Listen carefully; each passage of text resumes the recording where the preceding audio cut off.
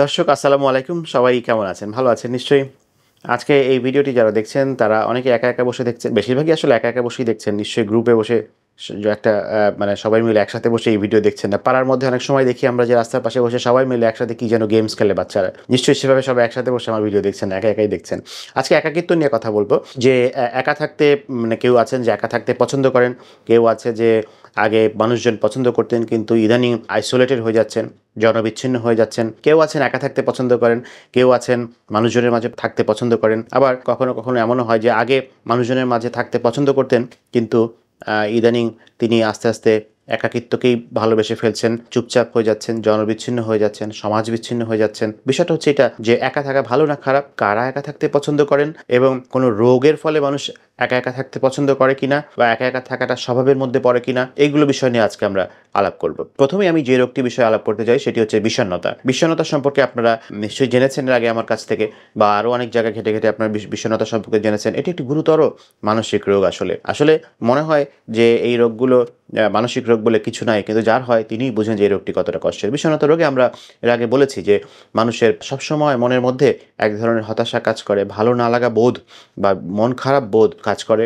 এবং মানুষ তার প্রিয় কাজকর্ম যেগুলো আগে খুব পছন্দ করতো সেগুলো আর ভালো লাগে না, সব কিছু পানসে লাগে, অর্থহীন লাগে, এনার্জি থাকে না শরীরে কোনো, মানুষ মনোযোগ দিয়ে কিছু করতে পারে না, মেজাজটা খিটমিটে লাগে এবং খাবারের রুচি কমে যায়, আবার ঘুমের সমস্যা হয় আমরা জেনেছি, খুব অস্থির ছটফট লাগে এবং একটা সময় মনে হয় জীবনটা বুঝি অর্থহীন, জীবনে আর কোনো বেঁচে থাকার কোনো মানে নাই, জীবনটা খুব পানসে এবং এই জীবনের সামনে যাওয়ার কোনো মানে হয় না, আমাকে কে যেন খালি পিছন দিকে টেনে ধরে এবং মনে হয় যে বুঝি মরে গেলেই ভালো হতো।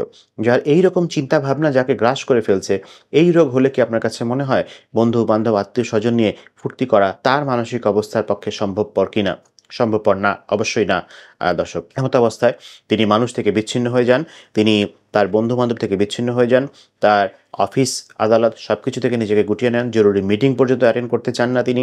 তিনি যত সামাজিক যোগাযোগের থেকেও তিনি আস্তে, আস্তে নিজেকে গুটিয়ে ফেলার চেষ্টা করেন এবং যত বিনোদনমূলক কার্যক্রম, যত বিয়ে, শাদী, অনুষ্ঠান যাই বলেন না কেন সবকিছুতেই দেখা যাচ্ছে তিনি ধীরে, ধীরে কেন জানি অনুপস্থিত হয়ে যাচ্ছেন। তো এই যে মানুষ বিমুখ হয়ে যাওয়া, মানুষ থেকে সরে আসা, নিজেকে ঘরবন্দি করে ফেলা বা ঘরের মধ্যে লুকিয়ে ফেলা, এটি আসলে বিষণ্ণতার কারণে অনেকের মধ্যেই এরকম দেখা যেতে পারে। আপনারা হয়তো বা আশেপাশে অনেকেই এরকম খেয়াল করলে বুঝতেও পারবেন যে পরবর্তীতে হয়তোবা দেখেছেন তিনি আসলে বিষণ্ণতায় ভুগছেন। অনেকদিন তিনি নাই, হঠাৎ করে খেয়াল করলেন, কিরে ওই লোকটাকে দেখি না কেন, অমুক বন্ধুকে দেখি না কেন, বা তারকা জগতেও মিডিয়া জগতে অনেক সময় দেখি যে আর ওই অভিনেত্রীটা নাই। পরে অনেক সময় নিউজ হয় যে তিনি আসলে বিষণ্ণতায় ভুগছেন বা এরকম করে তিনি সব কাজকর্ম, মানুষজন সবকিছু থেকে নিজেকে গুটিয়ে নিয়েছেন। সো বিষণ্ণতা একটি গুরুতর রোগ যেখানে মানুষ একা থাকতে পছন্দ করে। আসলে ঠিক পছন্দ করে তা না, এটি এমন একটি রোগ কোনো কিছুই তার ভালো লাগে না। তার কোনো সামনে যাওয়ার আগ্রহ নাই, উদ্যম নাই, উচ্ছ্বাস নাই। বাইরে যেতে ভালো লাগে না, ভিতরে থাকতেও ভালো লাগে না। ঘরের মধ্যে মনে হয় যে বাইরে মানে মানুষ তার মধ্যে বিরক্তি বা রাগ বেড়ে যেতে থাকে আসলে। যখনই তিনি বাইরে যান তখন মানে সবকিছু বিরক্ত লাগে। মানুষ হাসছে, আনন্দ করছে, কথা বলছে, সেগুলো তার কাছে বিরক্তিকর লাগছে এবং এই বিরক্তির বশবর্তী তার কাছে মনে হয় আর যাব না, ভিতরেই থাকি, ঘরেই থাকি। তো যখন তিনি ঘরে থাকা শুরু করেন তখন এই নিজের মধ্যে থাকাটাও এনজয় করেন না আসলে। একটা সময় সেটাও ছটফট লাগে। তখন আবার মনে হয় অন্য কোনো কাজ করি, সেটাও ভালো লাগে না। তো এমন পরিস্থিতিতে তিনি আস্তে, আস্তে নিজেকে আড়াল করে ফেলতে পছন্দ করেন। তো বিষণ্ণতা একটি গুরুতর কারণ বা একটা অন্যতম গুরুত্বপূর্ণ কারণ যেখানে মানুষ একা থাকতে প্রেফার করে আসলে আমরা বলব। ঠিক যে খুব যে এনজয় করে তা না। এরপরে আসি আরেকটি রোগের বিষয়, সেটি হচ্ছে সোশ্যাল অ্যাংজাইটি বা আমরা বলি যে সামাজিক ভীতি। এটি সম্পর্কেও বলেছি। এই রোগে যেটি হয় যে বিভিন্ন সোশ্যাল গ্যাদারিংয়ে, বিয়ে-শাদী বলেন, যেকোনো অনুষ্ঠান বলেন, সেখানে মানুষ নিজেকে নিয়ে যেতে অস্বস্তি বোধ করে। নিজেকে উপস্থাপন করতে সংকোচ বোধ করে। সেখানে গেলে তার কাছে মনে হয় আমার কথা বলা বুঝি পারফেক্ট হচ্ছে না, আমার তাকানো পারফেক্ট হচ্ছে না, আমার খাওয়া পারফেক্ট হচ্ছে না, তার নার্ভাস লাগতে থাকে, তার লজ্জা লাগতে থাকে, তার সংকোচ বোধ হয়, তার হাত পা কাঁপতে থাকে, তার বুক ধড়ফড় করতে থাকে, বিন্দু, বিন্দু ঘাম জমে যায় মানুষজনের সামনে। ইভেন কলেজ, ইউনিভার্সিটি এসব জায়গাতেও প্রেজেন্টেশনের সময় আপনারা দেখেছেন, যাদের এই সমস্যা যারা ভুগেন তারা দেখেছেন যে ওখানে গেলে সবার সামনে যখন প্রেজেন্টেশন দেয় তখন হাত পা কাঁপাকাঁপি শুরু হয়ে যায়, গলার স্বর কাঁপাকাঁপি শুরু হয়ে যায়, কিছু বলতে গিয়ে ফাম্বল হচ্ছে, বারবার বারবার আপনি আটকে যাচ্ছেন, এই ধরনের অনুভূতি হচ্ছে এবং আলটিমেটলি আপনি যেই কাজে গিয়েছেন বা যেটি প্রেজেন্ট করতে যাচ্ছেন সেটি আসলে ভালো হচ্ছে না বা কোয়ালিটিটা ভালো হচ্ছে না। এরকম সোশ্যাল অ্যাংজাইটিতে যারা ভোগে তারা কিন্তু অনেক সময় দেখা যায় যে ওই সামাজিক বিভিন্ন গ্যাদারিং যেখানে হয়, জড়সড় সবাই যেখানে সামাজিকভাবে সবাই একত্রিত হয়, কোনো বন্ধু-বান্ধব আড্ডা হলে মোটামুটি ঠিক আছে, কিন্তু একটু অপরিচিত বা যেখানে নানা রকম লেভেলের মানুষ আসতে পারে, পরিচিত অপরিচিত, সেই জায়গাগুলোতে তিনি আসলে যেতে চান না। তিনি আসলে ওই সবাই যাচ্ছে, তিনি আসলে এড়িয়ে চলছেন, এমন হতে পারে এবং তিনি একা থাকাতেই স্বাচ্ছন্দ্য বোধ করছেন। তো সোশ্যাল অ্যাংজাইটি তেমনই একটি রোগ যেখানে মানুষ একা থাকতে পছন্দ করে। আরেকটি সমস্যা হচ্ছে ওসিডি।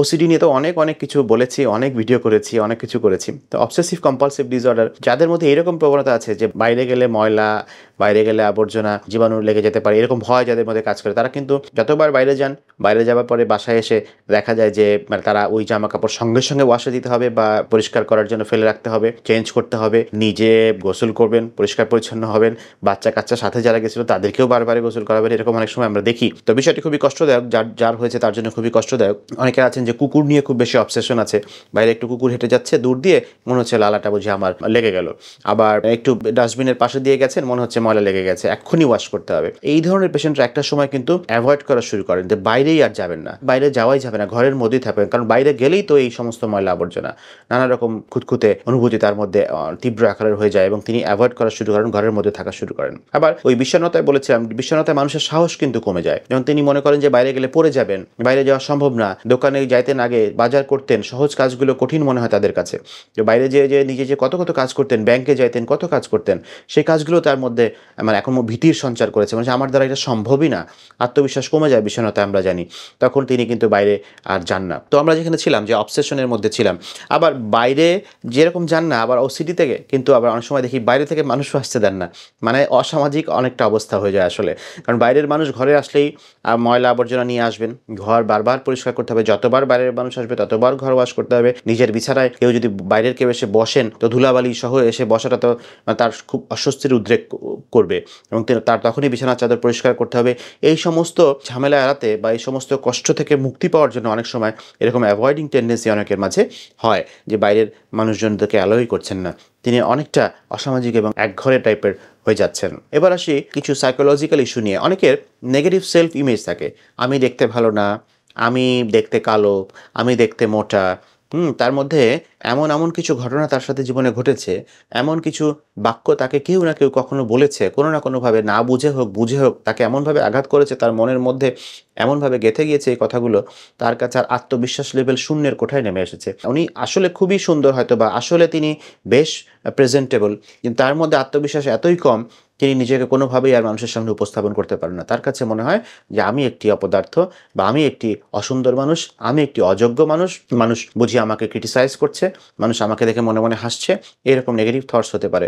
নিজের আত্মবিশ্বাস যখন শূন্যের কোঠায় নেমে যায় বা নিজের সম্পর্কে এই ধরনের নেগেটিভ থটস যখন আসা শুরু করে, তখন কিন্তু মানুষ বাইরে যাওয়া থেকে বিরত রাখতে পারে নিজেকে। এবং এই ধরনের ক্ষেত্রে অনেক সময় দেখা যায় যে বেশ কিছু ঘটনা, লাইফ ইভেন্টস অনেক সময় এটার ক্ষেত্রে দায়ী হতে পারে। একজন মানুষের চাকরি চলে গেছে, তার কাছে মনে হচ্ছে যে এই যে মানুষ আমাকে নিয়ে হাসবে, যে আমার চাকরিটা চলে গেল, কি ভাববে আমাকে নিয়ে, নিশ্চয়ই বাইরে গেলে বিভিন্ন কোয়েশ্চেনের মুখোমুখি হতে হবে যে আপনার কি হয়েছে, কেন হয়েছে, কিভাবে হয়েছে, বা কোনো একটি দুর্ঘটনা ঘটেছে বা ঘটনা ঘটেছে যেটি তার জন্য একটু বিব্রতকর, সেটার জন্য তিনি হয়তো বা মানুষজনকে এড়িয়ে যেতে চাচ্ছেন। তাহলে অনেক সময় দেখা যায় যে তিনি বাইরে যাওয়া থেকে নিজেকে বিরত রাখছেন বা একা থাকতে পছন্দ করছেন। কাজেই আমাদেরকেও একটু সতর্ক হতে হবে। যদি আপনার কারোর সাথে দেখা হয় এবং তার জীবনে বা তার কর্মক্ষেত্রে হোক, ব্যক্তিগত জীবনে হোক, যদি এমন কোনো ঘটনা ঘটে যায় সাম্প্রতিক সময় যেটা তার জন্য বিব্রতকর, তাহলে শুরুতেই এই প্রশ্নটা তাকে না করাই ভালো। তার সাথে সহজ হবেন, তার সাথে কথা বলবেন, তার সাথে অনেকক্ষণ কথাবার্তা বলার পরে কথা প্রসঙ্গে আপনি জিজ্ঞাসা করতেও পারেন, নাও করতে পারেন আপনার তার সাথে সম্পর্ক কেমন এবং তার বর্তমান মনের পরিস্থিতি কেমন, সেটির উপর নির্ভর করছে যে আপনি তাকে ওই বিষয়ে প্রশ্ন করবেন কি করবেন না। আবার আরেকটি রোগ আছে যেটি তুলনামূলক অতটা কমন নয়, সিজোফ্রেনিয়া নামে একটি রোগ আছে, কিন্তু নামটা আমরা অনেকে জানি। সেই সিজোফ্রেনিয়াতে অনেক সময় দেখা যায় যখন রোগটা শুরু হতে থাকে তখন মানুষ আস্তে আস্তে সামাজিকভাবে বিচ্ছিন্ন হয়ে যেতে থাকে, চুপ করে ঘরের মধ্যে বসে থাকে বা একটু চুপচাপ প্রকৃতির, যে মানুষটি আগে অঞ্চল ছিল সে চুপচাপ প্রকৃতির হয়ে যাচ্ছে। এবং যখন রোগটি হয়েই যায় তখন এই রোগে একটি ভ্রান্ত বিশ্বাসের একটি রোগ, ভ্রান্ত একটি জগতের মধ্যে মানুষ বসবাস করে, তার কাছে নানা রকম সন্দেহের উদ্রেক হয় এবং সন্দেহের বশবর্তী হয়ে তিনি মনে করতে থাকেন যে মানুষ আমাকে ফলো করছে, মানুষ আমাকে ক্ষতি করছে, আশপাশের বাড়ির লোকরা আমাকে ফলো করতে পারে, কোনো এজেন্ট আমার পিছনে লেগে আছে, এরকম নানা রকম অদ্ভুত রকমের সন্দেহ বাসা বাঁধে। ইভেন ঘরের লোককে নিয়েও সন্দেহ করে যে তোমরা আমার ভালো চাও না, তোমরা আমার খাবারে বিষ দিয়েছো, তোমাদের জন্য জীবনটা নষ্ট হয়েছে, নানা রকম কথাবার্তা বলে। তো ঘরের লোক হলে তো হলোই, ঘরের লোকদের সাথেই মারামারি বা সম্পর্কের অবনতি, কিন্তু বাইরের লোকদের নিয়ে যখন এরকম সন্দেহটা খুব তীব্র আকারে চলে আসে, তখন দরজা জানালা সবকিছু বন্ধ করে পর্দা টেনে দিয়ে তিনি একদম এক ঘরে হয়ে যান এবং একা থাকতে পছন্দ করেন। আর বাইরে যেতে ভয় পান, ভয় তাকে ভীষণভাবে গ্রাস করে। কারণ ওই যে কেউ একদল লোক আমার সাথে শত্রুতা করছে, দুশ্মনী করছে, একদল লোক আমাকে ফলো করছে, মেরে ফেলবে, ক্ষতি করবে, পুলিশ আসবে, সবকিছু নিয়ে যাবে আমাদের, নানা রকম নানা দিক থেকে ভয় আসতে পারে। কবে কার সাথে ঝামেলা হয়েছিল, হঠাৎ করে মনে হচ্ছে সেই বুঝি এখন কোনো একটা বড় ধরনের ক্ষতি করবে, এরকম নানা রকম ভয় আসতে পারে। সে কারণে তিনি আর বাইরেই যান না। তো সেটিও দেখা যায় যে একা একা থাকার ক্ষেত্রে অনেক সময় দেখা যায় সিজোফ্রেনিয়া একটি কারণ হতে পারে। এবার আসি বাচ্চাদের ক্ষেত্রে। কিছু কিছু বাচ্চা দেখবে যে বাইরে গেলে খুব ক্র্যাঙ্কি বিহেভিয়ার করে, কান্নাকাটি করে, বাইরে গেলে খুব শাই হয়ে যায়, খুব লাজুক একটা অবস্থার মধ্যে পড়ে যায়, মানুষের সাথে খুব একটা কথা বলতে চায় না। অনেক সময় দেখবেন যে অনেকে কান্নাকাটি করে, বাসায় কখন যাব, খুব বেশি কান্নাকাটি করছে কিছু কিছু বাচ্চা। এগুলো নানা কারণে হতে পারে। একটা হতে পারে যে তার সেই বাচ্চাটাকে আপনি সামাজিক বিকাশ কম হয়েছে, আপনি বাইরে কম নিয়ে গিয়েছেন। আরেকটা হতে পারে যে আপনি আপনার সন্তানের সাথে এমনভাবে যুক্ত হয়েছেন বা আপনার অ্যাটাচমেন্টটা সন্তানের সাথে আপনার অ্যাটাচমেন্টটা এমন পরিমাণে হয়েছে যেটা ক্ষতিকর, অতিরিক্ত অ্যাটাচমেন্ট, সেটাও ভালো না। এমনভাবে অ্যাটাচমেন্ট হয়েছে যার কারণে সন্তান কোনোভাবেই দেখা যাচ্ছে যে বাবা মা ছাড়া বাইরে যায় না। বাবা মাকে নিয়ে গেলেও দেখা যাচ্ছে যে আপনি তো সবসময় ঘরে তাকে রাখতে পছন্দ করতেন বা তাকে ঘরে থেকেই সে অভ্যস্ত, যেহেতু সেই হিসেবে বাইরে গেলে তার মধ্যে অস্বস্তি শুরু হয়, কান্নাকাটি শুরু হয় এবং তখন বারবার ঘরে চলে যাওয়ার একটা প্রবণতা তার মধ্যে তৈরি হয়। এবং এভাবেই যদি বড় হতে থাকে তাহলে সন্তান কিন্তু ধীরে ধীরে একজন অন্তর্মুখী স্বভাবের মানুষ হয়ে যাবে বা নার্ভাস বা অ্যাংজাইটি বা নার্ভাসনেস এগুলো ডেভেলপ করার চান্স অনেক বেশি থাকতে পারে। আবার আমরা জানি যে অটিজম স্পেকট্রাম ডিসঅর্ডার বা অটিজমে যারা ভুগছেন সেই সমস্ত বাচ্চারা অনেক সময় নির্দিষ্ট রুটিনের মধ্যে থাকতে পছন্দ করেন, একদম বাইরে যেতে পছন্দ করেন না, একা থাকতে পছন্দ করেন, বিশেষ রুটিনে থাকা এবং বিশেষ বিশেষ খেলনা বা বিশেষ বিশেষ জিনিসপত্র নিয়ে থাকতেই সেই বাচ্চাটি সবসময় দেখা যাচ্ছে স্বস্তি বোধ করছে। এবার আমরা আসি একটু প্রযুক্তির বিষয়ে কথা বলতে। প্রযুক্তির উপর নির্ভরশীলতা অনেকেরই আছে, যারা খুব বেশি ডিভাইস ডিপেন্ডেন্ট, সারাক্ষণ দেখা যাচ্ছে যে মোবাইল অ্যাডিকশানে মানে মধ্যে পড়ে গেছেন। কিছু বাচ্চা, কিছু কিশোর বয়সী বাচ্চা বা অনেক অ্যাডাল্টও মোবাইল নিয়ে সারাদিন পড়ে আছেন, বাইরে যাওয়ার দরকার যাচ্ছেন না, মোবাইলের মধ্যে তিনি অনেক কিছু করছেন। একটা হতে পারে যে সামাজিক যোগাযোগ মাধ্যমে তিনি অনেক অ্যাক্টিভ, অনেক কিছু করছেন তিনি, এবং ওখানে মানুষজন তাকে ভাবছে যে তিনি হয়তো বা খুব সামাজিক বা খুব হই হুল্লোড় পছন্দ করেন বা মজা করেন, কিন্তু আসলে তিনি এই কাজগুলো শুধু এই ফেসবুকের মাধ্যমেই করেন। ব্যক্তিগত জীবনে হয়তো বা তিনি তেমন না, ততটা আউটগোয়িং না, সেটা কিন্তু হতে পারে। আবার এই শুধু নির্ভরশীলতার প্রযুক্তি, শুধু গেম অ্যাডিকশন, মোবাইল অ্যাডিকশন এগুলোর জন্য অনেকে দেখা যায় যে আর বাইরের খেলাধুলা, বাচ্চারা বিশেষ করে খেলাধুলা বা অন্যান্য সামাজিক প্রোগ্রামে আর যাচ্ছে না, তারা ঘরকুনো হয়ে যাচ্ছে। এমন সময় বাবা মায়ের কারণেও এরকম হয়, না তুমি বাইরে যেও না, তুমি বাইরে গেলে এই সমস্যা হবে, বা এইখানকার বন্ধুবান্ধব ভালো না, এই এলাকার ছেলেপেলেগুলো ভালো না, এদের মানে একদম জেনারেলাইজ করে ফেললেন আপনি, তোমাকে বাইরে যেতে দেওয়া হবে না বা তোমরা বাইরে দরকার নেই, ঘরেই খেলো। এই করতে করতে বাচ্চাদেরও দেখা যায় প্রযুক্তির উপর অতিমাত্রা নির্ভরশীলতা বা অ্যাডিকশন পর্যায়ে চলে যায় বাচ্চারা। তখন আর কিন্তু মানে তারা এই সমস্ত বাচ্চারা বা একটু বড় হলেও তারা কিন্তু দেখা যাচ্ছে সেই যে সামাজিকতা হলো না, তার মধ্যে সামাজিক বিকাশটা হলো না, সেই থেকে তারা কিন্তু ঘরে থাকতেই বেশি স্বাচ্ছন্দ্য বোধ করে বা পছন্দ করে। এবার সবশেষে আসি ব্যক্তিত্ব বিষয়ে কথা বলতে। কিছু মানুষের ব্যক্তিত্বই এরকম। এখন আসলে ব্যক্তিত্বটা কি? ব্যক্তিত্ব হচ্ছে যে একজন মানুষের এমন কিছু বৈশিষ্ট্য যেটি তাকে অন্যদের থেকে আলাদা করে। এখন এই বৈশিষ্ট্য নির্মাণ হয় কিভাবে? এই বৈশিষ্ট্য নির্মাণ হয় কিন্তু মায়ের এবং বাবার থেকে জেনেটিক কিছু অংশ, খুব অল্প অংশই থাকে ব্যক্তিত্ব নির্মাণের পেছনে। বেশিরভাগই দেখা যায় কিভাবে একটি মানুষ বড় হচ্ছে, কিভাবে আশপাশ বা সারাউন্ডিংস বা পরিবেশ, মানুষজন তাকে কিভাবে প্রভাবিত করছে, এই সব কিছু মিলেই আসলে ব্যক্তিত্ব বেশি নির্মাণ হয়। এখানে জেনেটিক কম্পোনেন্ট খুব কম, কিন্তু ওই আশপাশের ভূমিকাটাই সবচাইতে বেশি। তো কিছু ব্যক্তিত্ব এমনভাবে নির্মাণ হয়ে যায় যে তারা খুবই অন্তর্মুখী স্বভাবের। আমরা অনেক সময় নাম শুনেছি যে ইন্ট্রোভার্টেড, এক্সট্রোভার্টেড। এক্সট্রোভার্ট মানুষ আমরা জানি। তো যারা অন্তর্মুখী স্বভাবের, নিজের মধ্যে থাকতেই পছন্দ করেন, তারা অনেক সময় দেখা যায় যে খুব একটা ফ্রেন্ডস, পার্টি, বাইরে যাওয়া এগুলো পছন্দ করেন না। মানে এটা তাদের ব্যক্তিত্ব, এটা কোনো সমস্যা না, এটা তাদের আসলে পার্সোনালিটি আমরা বলতে পারি।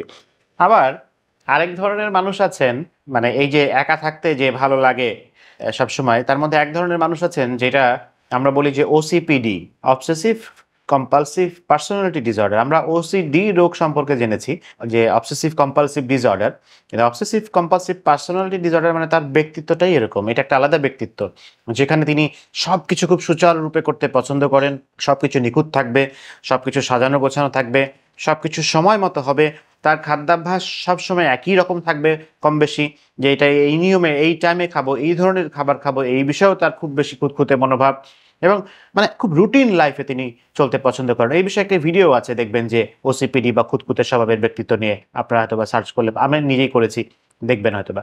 ওই ধরনের মানুষরা কিন্তু দেখবেন যে অনেক সময় বলেন যে আমি খুব বেশি দাওয়াতে যাই না। কেন? বলে দাওয়াতে গেলে কখন খাবার দিবে ঠিক ঠিকানার নাই, যখন সময় এলোমেলো হয়ে যাবে আমার অস্বস্তি লাগবে, রাগ উঠে, আমি এই জন্য দাওয়াত অ্যাভয়েড করি। আবার আমি অনেকে বলে যে খুব বেশি রিচ ফুড খাই না, আমি আমার একটা খাবারের একটা রুটিন আছে, রিচ ফুড খেলেও এতদিন পর পর খাই বা এই সময় খাই বা মানে মাসে এতবারের বেশি খাই না, এরকম অনেক রকম নিয়ম কানুনে তিনি আসলে চলতে পছন্দ করেন, রুটিন লাইফে থাকতে পছন্দ করেন। তো রুটিন লাইফে থাকা ভালো, কিন্তু রুটিন যখন এতই করা হয়ে যায়, এতই কঠিন হয়ে যায় যে তিনি মানুষজনের সামাজিকতা এড়িয়ে চলছেন, মানুষজনের মাঝেও যাচ্ছেন না, কারণ ওই যে বললাম গেলে তার খাদ্যাভ্যাস চেঞ্জ হয়ে যাবে, তার মানে সময়, খাবারের সময় ঠিক থাকবে না, এরকম নানা রকম ঝামেলার কারণে তিনি আসলে দেখা যাচ্ছে বিভিন্ন প্রোগ্রাম মানুষজনও এড়িয়ে চলছেন। তো যাদের এরকম অবসেসিভ কম্পালসিভ পার্সোনালিটি ডিসঅর্ডার আছে, এই খুঁতখুঁতে স্বভাবের ব্যক্তিত্ব যারা আছেন, ওনারাও কিন্তু অনেক সময় বিভিন্ন দাওয়াত, মানুষজন, সামাজিক আচার অনুষ্ঠান এগুলো থেকে অনেক সময় এড়িয়ে চলতে পছন্দ করেন। আবার আরও কিছু ব্যক্তিত্ব আছে যেখানে মানুষ সামাজিকভাবে বিচ্ছিন্ন থাকেন, বেশি সামাজিকতা পছন্দ করেন না। তার মধ্যে যেমন একটু কঠিন কঠিন টার্ম হয়ে যায় আপনাদের জন্য, যেমন সিজয়েড নামে একটি ব্যক্তিত্ব আছে যেখানে দেখা যায় যে খুব আবেগ অনুভূতিহীন, একলা একলা চলা এবং সমাজ থেকে বিচ্ছিন্ন থাকতেই তারা পছন্দ করেন, একা একাই সব সময় চলেন বেশিরভাগ ক্ষেত্রেই। এরকম নানা রকম ব্যক্তিত্বের সুবিধা আছে বা ব্যক্তিত্বের প্যাটার্ন আছে যেখানে মানুষ একা থাকতে পছন্দ করেন। এখন কথা হলো যে একা থাকা ভালো না খারাপ? অনেকেই, আমি যখন আবিষ্কার করি, আমার সাথে কাছে যখন অনেকে আসেন, আমি কথাবার্তা বলি যে আপনার ফ্রেন্ডস কীরকম, নাম্বার অফ ফ্রেন্ডস কীরকম, আপনার বন্ধু-বান্ধবের সংখ্যা কেমন? আমি জিজ্ঞাসা করি, আপনারা যারা আমার কাছে এসেছেন তাদেরকে অনেকেই হয়তোবা আমি মানে জিজ্ঞাসা করেছি, আপনাদের মনে আছে। একা থাকা খারাপ বা ভালো এক বাক্যে বলা যায় না আসলে। তবে কম্পেয়ার করলে যারা একা থাকতে পছন্দ করেন, বন্ধু-বান্ধবের সংখ্যা কম, তাদের তুলনায় যারা একটু বন্ধু-বান্ধব বেশি, মানুষের সাথে মিশতে পছন্দ করেন, বিভিন্ন অনুষ্ঠানে যেতে পছন্দ করেন, বিভিন্ন জায়গায় যেতে পছন্দ করেন, নতুন কিছুকে এক্সপ্লোর করতে পছন্দ করেন, তাদের কিন্তু মানসিক রোগ হওয়ার সম্ভাবনা কম, বা তাদের এটা স্ট্রেংথ বা শক্তিশালী দিক বলে আমরা বিবেচনা করি। তাদের এই শক্তিশালী দিককে কাজে লাগিয়ে তারা যদি কোনো মানসিক রোগে ভুগে থাকেন, তাহলে সেটা থেকে বের করে আনার জন্য এই বহির্মুখী স্বভাব বা এই বেশি বন্ধু-বান্ধব বা এই তার মধ্যে যে সামাজিকতা বেশি, এটা কিন্তু অনেক সময় কাজে লাগে, রোগের চিকিৎসায়ও কাজে লাগে। সেই অর্থে একা থাকাটা তুলনামূলক ভালো না। তবে এটাও ঠিক, একা থেকে আপনি অনেক কিছুই করতে পারেন না তা না। একা থাকাটা কোনো রোগ আমি বলি নাই কিন্তু। আপনার এমন কিছু কাজ করছেন, এমন কিছু ক্রিয়েটিভ কাজকর্ম করছেন, তো যেগুলো অনেকেই আছেন যে একা একা থাকতেই পছন্দ করেন, কিন্তু এমন কিছু ক্রিয়েটিভ কাজকর্ম করেন একা একা থেকে এমন কিছু ডেলিভারি দিচ্ছেন, এমন কিছু প্রোডাকশন দিচ্ছেন যেগুলো আসলে যুগান্তকারী হচ্ছে, যেগুলো আসলে অনেক প্রশংসা পেয়েছে, সেটাও হতে পারে। তো বিষয়টা হচ্ছে যে আমরা মানে একদম স্পষ্ট করে কিছু বলতে চাই না যে এটাই ভালো, এটাই খারাপ। তবে ইন কম্প্যারিজন দেখা গেছে যে যারা আউটগোয়িং, যারা সামাজিক, তাদের মানসিক চাপ নেওয়ার ক্ষমতা অনেক বেশি থাকে। এটা তো গেল যে একা একা থাকা নিয়ে আমি কথা বলেছি যে কারা একা থাকেন, একা থাকা দোষের না ভালো, আর একা কোনো রোগ হলে থাকে নাকি একা থাকা জাস্ট একটা ব্যক্তিত্বের বৈশিষ্ট্য, এই বিষয়গুলো নিয়ে বলেছি। তাহলে আর বাইরে যাওয়ার কি মানে কি সুবিধা বা কি অসুবিধা, সেটা নিয়ে আমরা আরেকদিন আলাপ করবো ইনশাল্লাহ। তো আজকে এই পর্যন্তই। সবাইকে অনেক ধন্যবাদ। আবার দেখা হবে। আসসালামু আলাইকুম।